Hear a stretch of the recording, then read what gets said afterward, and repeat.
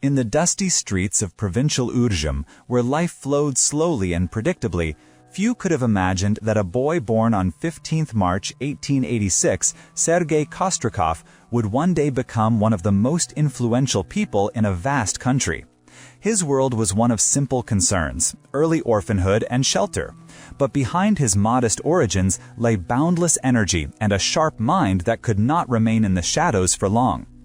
In contrast to this quiet beginning, decades later, his loud, confident voice would resound in the echoing halls of Smolny, the voice of Sergei Mironovich Kirov, the absolute ruler of Leningrad, the symbolic city, the cradle of the revolution.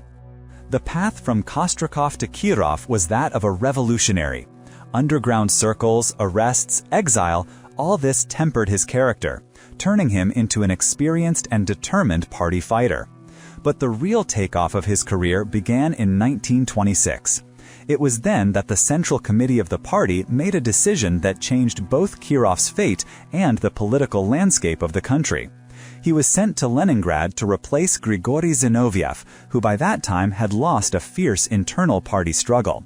The task was extremely difficult. It was necessary to clean up the Leningrad party organization, which was a stronghold of the opposition, and bring it into line with the general policy firmly pursued by Stalin. Imagine the atmosphere at that time. Leningrad was a city with a special status, a former capital filled with the old intelligentsia and skilled workers accustomed to political debate. And then Kirov arrived. He did not act solely as a punisher. Instead, he proved himself to be a skilled organizer and charismatic leader. He personally visited factories, went down into the workshops, and spoke to the workers in their language, simple, understandable, devoid of bureaucratic dryness. His speeches were not just a set of slogans, they were full of energy, optimism, and concrete promises. He spoke about building new houses, developing industry, and the future they were building here and now, and people believed him.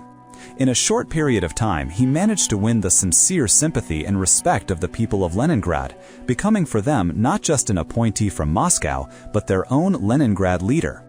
His popularity grew with every factory that was put into operation, with every new residential neighborhood. He was accessible, energetic, and, most importantly, he seemed like a man of action. The beginning of 1934, Moscow. The column hall of the House of Unions sparkles with chandeliers. The cream of the party had gathered here for the 17th Congress of the All-Union Communist Party Bolsheviks.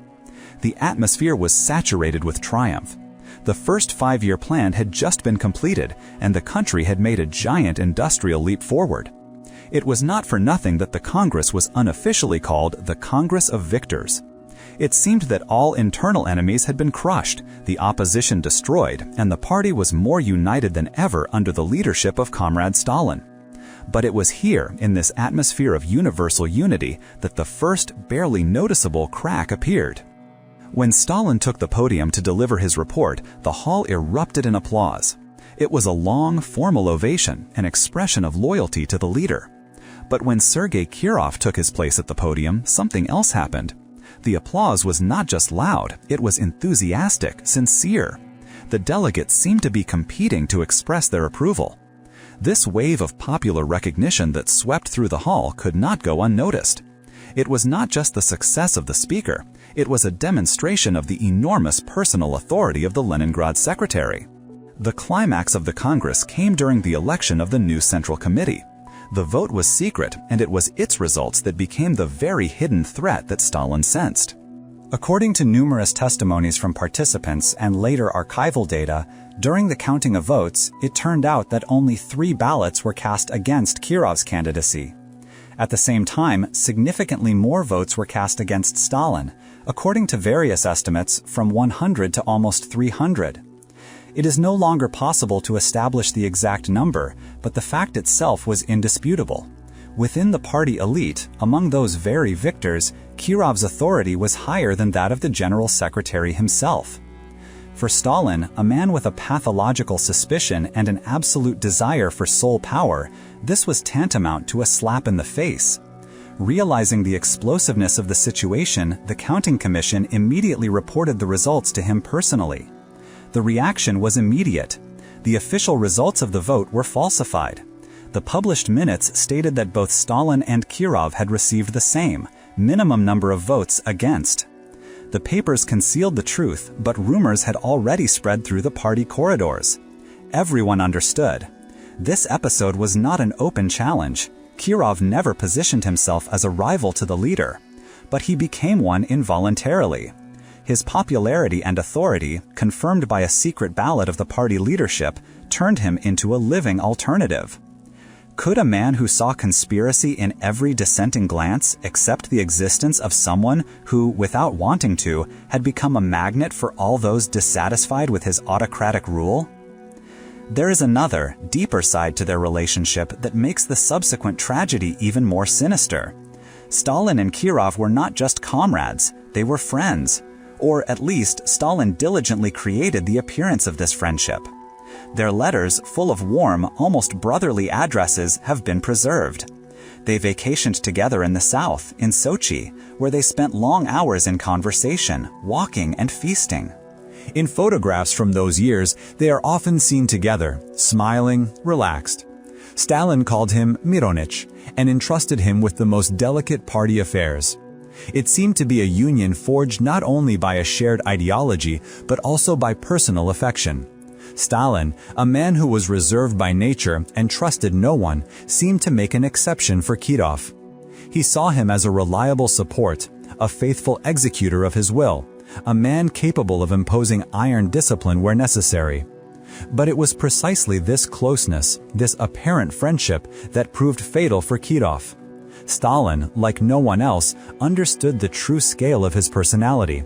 He saw not only a loyal comrade in arms, but also a man possessed of qualities that he himself lacked: natural charm, the ability to win people over without coercion, and a sincere energy that infected those around him.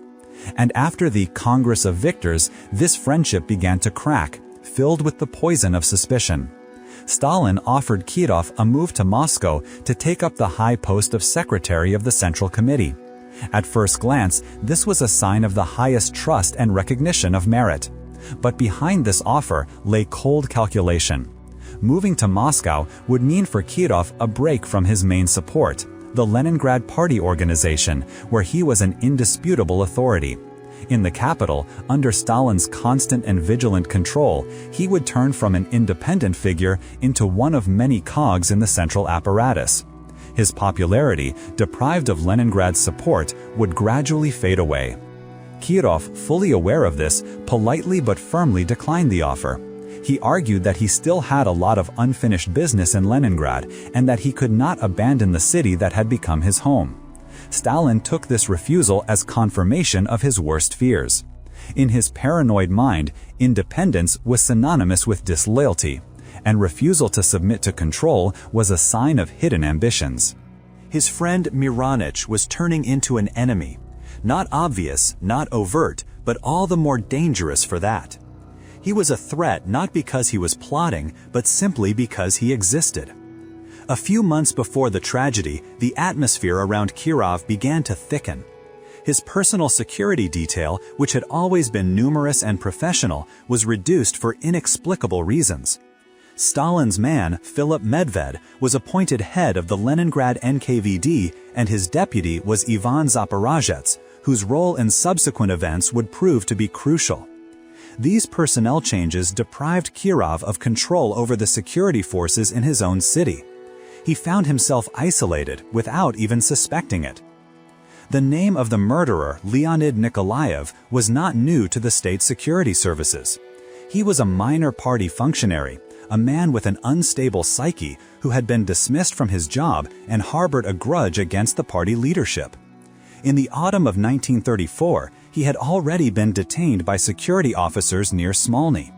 During a search, a revolver and Kirov's itinerary were found on him. It would seem that preparations for an assassination attempt were evident. But something incredible happened. After a brief investigation, on the personal orders of the deputy head of the Leningrad NKVD, Zaporozhets, Nikolaev was released, and his weapon and documents were returned to him. This fact, later confirmed by numerous investigations, is one of the most compelling pieces of evidence that the murder was not an accident. Behind the unstable avenger stood an invisible but almighty force that cleared the way for him to achieve his goal. The day of 1 December 1934 in Leningrad was an ordinary winter day. Kirov was working in Smolny. At about 4 o'clock in the afternoon, he went up to the third floor and walked down a long corridor to his office. At that moment, his permanent bodyguard, Mikhail Borisov, who had been assigned to him for many years, fell behind for some inexplicable reason. Later, he would claim that he had been delayed on the stairs. The corridor was empty. At that very moment, Nikolaev emerged from behind a column. He approached Kirov from behind and shot him in the back of the head. Death was instantaneous. What happened next resembled a well-staged performance. Upon learning of the incident, Stalin immediately left for Leningrad on a special train, accompanied by Molotov, Voroshilov, and other members of the Politburo. His arrival was staged as a display of deepest sorrow and paternal concern. He personally entered the room where Kirov's body lay, bent over it, and kissed it. Newsreel footage captured his mournful face at the coffin of his beloved friend and comrade in arms. But behind this mask lay cold calculation. Immediately upon his arrival, Stalin took the investigation into his own hands. He personally interrogated Nikolaev. According to eyewitness accounts, this interrogation was short and brutal. Stalin wanted to hear only one thing: the names of the organizers. He was not interested in the killer's personal motives. He needed a conspiracy, and he got it. Nikolaev, broken and intimidated, began to give confused testimony, in which the names of former oppositionists Zinoviev and Kamenev appeared. This was exactly what was needed. The key witness, Kirov's bodyguard Mikhail Borisov, did not make it to Stalin's interrogation. The next day, on 2 December, the truck in which he was being transported to Smolny was involved in a strange accident. According to the official version, it crashed into the wall of a house. Of all the NKVD officers in the back of the truck, only one died, Mikhail Borisov. He hit his temple on the side of the vehicle. Everyone else got away with minor injuries. Thus, the man who could have explained why he left Kirov unguarded at the fateful moment was eliminated. That same evening, on 1 December, even before any serious investigation had begun, an emergency law was signed, which went down in history as the Law of 1 December 1934. It prescribed that cases involving terrorist acts be dealt with expeditiously, without the participation of lawyers and without the right to appeal the verdict. Death sentences were to be carried out immediately. This law gave the NKVD free rein and became the legal basis for the Great Terror. The wheel of repression was set in motion with incredible speed. Kirov's murder became a universal pretext. It was like a stone thrown into water, sending out ripples that swept up more and more victims. First, Nikolaev and his alleged accomplices were arrested and shot. Then it was the turn of the Leningrad Center, and then the Moscow Center, Lenin's former comrades, Zinoviev and Kamenev. In open trials, which turned into a farce, they were forced to confess to organizing the murder, in which they had no part. They were shot in the basements of the Lubyanka. But the terror did not stop there. It spread to the army, the intelligentsia, and ordinary citizens. Accusations of involvement in the Kirov assassination became a death sentence for tens of thousands of people across the country. The name of his murdered friend became a banner for Stalin, which he used to sanctify his bloodiest crimes. He did not simply eliminate his rival. He used his death to drown in blood all those in whom he saw even the slightest threat to his absolute power. Thus, the tragedy of one man turned into the tragedy of an entire people. Behind the scenes of official mourning, while newspapers were overflowing with pompous obituaries and mournful music played on the radio, another invisible drama was unfolding. Stalin, playing the role of an inconsolable friend, was in fact acting as a cold-blooded conductor, managing the unfolding catastrophe. His personal involvement in the initial interrogations was not a search for truth, but a setting of the task. He did not ask why, he dictated the answer. He did not need a lone killer, but a ramified, sinister conspiracy, the threads of which would stretch back to his old political enemies. and the NKVD machine, receiving this unambiguous signal, went into full swing. Leonid Nikolaev himself was the perfect pawn in this terrible game. His biography is the story of a small man crushed by the ruthless system he himself helped to build. Short, sickly, with obvious signs of psychopathy and megalomania, he was obsessed with the idea of going down in history. His diary, discovered after his arrest, is frightening reading. A mixture of complaints about injustice, high-flown reflections on his historical mission, and childish resentment towards party officials who did not appreciate him. He saw himself as a new Andrei Zhlobov, a Narodnik challenging tyranny. But in reality, he was merely a tool. The investigation, led personally by Stalin, took a wrong turn from the very beginning. Instead of investigating the egregious failures of the Leningrad NKVD, which had released a man with a weapon and an assassination plan, Stalin unleashed his wrath on the Chekists, but for a completely different reason. The head of the Leningrad department, Philip Medved, and his deputy, Ivan Zaporozhets, were arrested. But they were not charged with organizing the murder, but with criminal negligence for missing the enemy. It was a brilliant move. Those responsible for the security failure were punished, which created the appearance of the leader's righteous anger, but their true role, that of accomplices who cleared the way for the assassin, was reliably concealed. They were sentenced to short prison terms, and in 1937, when they became too dangerous as witnesses, they were quietly shot. At the same time, the main case was being fabricated, the case of the Trotskyist Zinoviev. Center. Zinoviev and Kamenev, who had long since been deprived of any political influence and were in exile, were immediately arrested and taken to Moscow.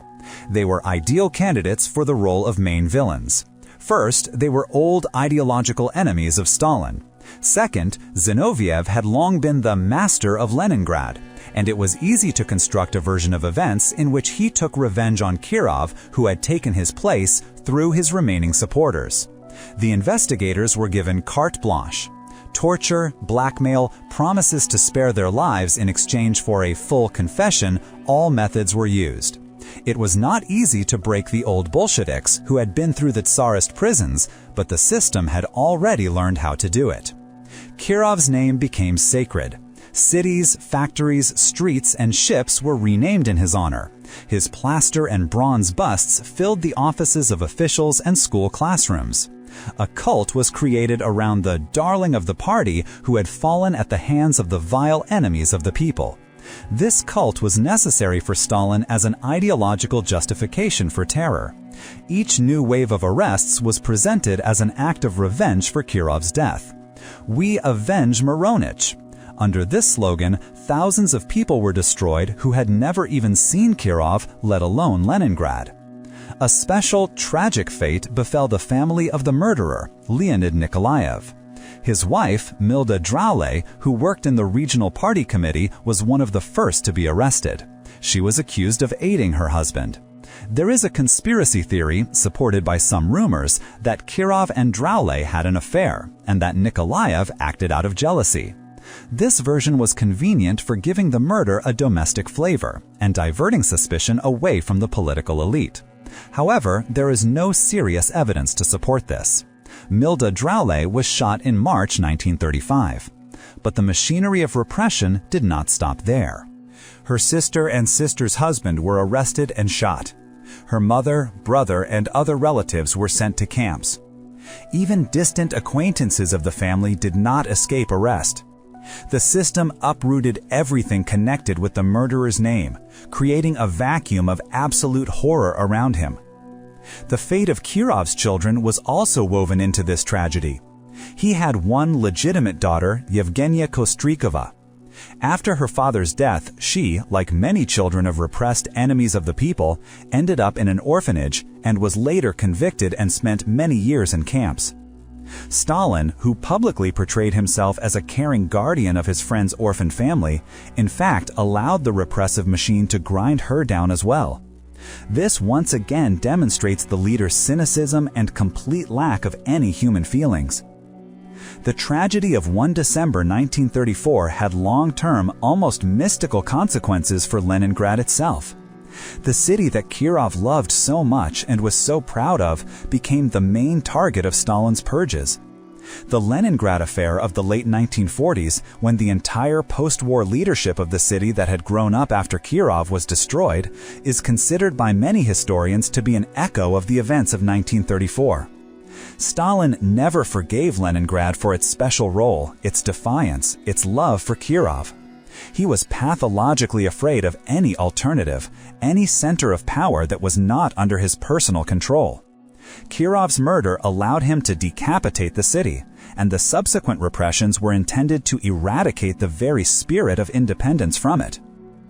During Khrushchev's thaw, attempts were made to reinvestigate Kirov's murder. Several party commissions were set up, which were given access to previously classified archives. It was then that shocking facts emerged about Nikolaev's release with weapons, the strange death of Borisov, and Stalin's direct interference in the investigation. Although the commission's conclusions were not published in full, they left no doubt. Even if Stalin did not give a direct order for the murder, he was at least aware of the planned assassination and deliberately did nothing to prevent it, subsequently exploiting it to his maximum advantage. In private conversations, Khrushchev was more categorical, directly naming Stalin as the organizer of this crime. But behind the dry facts of the 17th Congress lay a reality that was much more vivid and dangerous for Stalin. In the corridors, in hushed tones, the old Bolsheviks, those who still remembered Lenin and free party discussions, shared their hopes. Kirov's name was used as a password. An idea arose, seditious in its essence, to offer Kirov the post of general secretary and move Stalin to an honorable but less influential position. It was not a formal conspiracy, but rather a mood, a sense of impending change that hung in the air. A group of delegates, including such prominent figures as Grigory Orджоникидзе and Anastas Mikoyan, according to some accounts, even held preliminary talks with Kirov himself. Faithful to party discipline and personally loyal to Stalin, or pretending to be, he categorically rejected the proposal and, moreover, immediately reported it to the leader himself. But this action did not save him. For Stalin, the very fact that someone dared to consider another candidate was proof of betrayal. Kirov's loyalty no longer mattered. He had become a symbol, a banner around which all the discontented could unite. And such symbols in Stalin's system were to be destroyed. The tangled web of intrigue that led to the shot in Smolny was woven with devilish precision. The key figure in this mechanism was not so much the killer himself as his invisible curators from the NKVD. The deputy head of the Leningrad department, Ivan Zaporozhets, was not just a negligent official.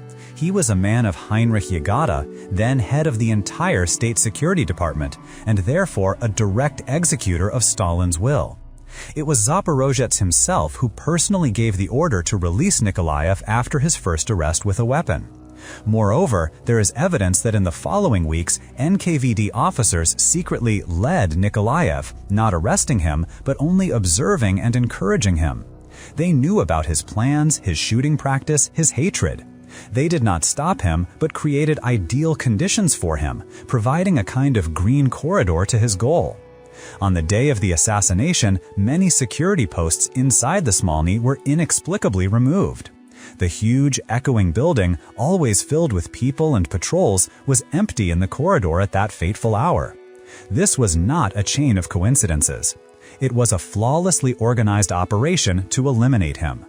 Immediately after the assassination, Leningrad was plunged into icy terror. A wave of arrests, dubbed the Kirovsky Stream, swept through the city. People were not arrested according to lists, but according to the principle of a spider's web. Was Nikolaev arrested? Then everyone he had ever worked with, studied with, or talked to had to be arrested. Was his wife Milda Draula arrested? Then all her friends, colleagues, and neighbors were subject to arrest. People disappeared right from their workplaces in Smolny, from their apartments. One entry in a telephone book, one careless word was enough to end up in the basements of the big house on Latiny Prospect. The city that loved Kirov so much became the main victim sacrificed on the altar of his death. Stalin took revenge on Leningrad for its sympathies, burning out any potential opposition, any memory that another leader was possible. The theatrical anger that Stalin displayed upon his arrival in Leningrad was part of this same spectacle. Upon entering the office of the regional NKVD chief, Philip Medved, he flew into a rage, according to eyewitness accounts. "You failed to protect him," he shouted, and, approaching the bewildered security officer, struck him in the face. This gesture was calculated for the public. The leader mourns. The leader is angry at the incompetent guards. But behind this scene lay cold calculation. By punishing Medved for negligence, Stalin removed an important witness, and at the same time showed all the security forces that from now on there would be no mercy for anyone. The investigation should proceed only in the direction he had indicated. Any attempts to get to the bottom of the real reasons for the security failure would be punished as complicity in a conspiracy. But the most diabolical irony of this story emerged later, during the famous Moscow trials of 1937 to 1938. When the Wheel of Terror gained full momentum and began to devour its creators, one of the main defendants was Heinrich Jagoda, the all-powerful head of the NKVD at the time of Kirov's murder. And what was the charge against him? Among other things, he was charged with organizing the murder of Sergei Mironovich on behalf of the right Trotskyist bloc. The very man whose department most likely organized the crime on Stalin's orders was officially convicted and shot for the same crime, but now as an enemy of Stalin. Thus, the leader not only got rid of a dangerous witness and perpetrator, but also once again used Kirov's death as a weapon, this time against the top brass of his own punitive organs. Kirov's murder became a universal accusation that could be leveled at anyone, at any time, to achieve any political goal. It was a vicious circle of terror that began with a single shot to the back of the head in the corridor of the Smolny. Against the backdrop of the horrific famine of 1932-33, which was the result of Stalin's brutal collectivization, there was growing discontent in party circles. Although Kirov was a loyal proponent of the general line, he was increasingly seen as a pragmatist capable of softening the ruthless course. His speeches contained notes of reconciliation. He spoke of the need to win over the middle peasantry rather than simply breaking them. This subtle moderation made him a figure of hope for those who were tired of the permanent war against their own people. The location of the murder was chosen with cynical precision. Smolny is not just an administrative building, it is the sacred heart of the revolution, the place from which Lenin led the uprising. By turning it into a crime scene, the organizers did not simply eliminate a man, they desecrated a symbol in order to establish a new, even more brutal order on his blood. The investigation demonstratively disregarded basic procedures. The bullet extracted from Kirov's head, the main piece of evidence that could have revealed a lot about the type of weapon and the distance of the shot, mysteriously disappeared in the labyrinths of the NKVD. All evidence that could have pointed to a lone gunman or clarified the true picture was methodically destroyed. And in its place, a myth convenient for Stalin about a pervasive conspiracy was born. The assassination of Sergei Kirov remains one of the most mysterious events in Soviet history, symbolizing a return to the dark years of terror. Regardless of which version is closer to the truth, this crime not only took the life of a potential leader, but also changed the fate of millions.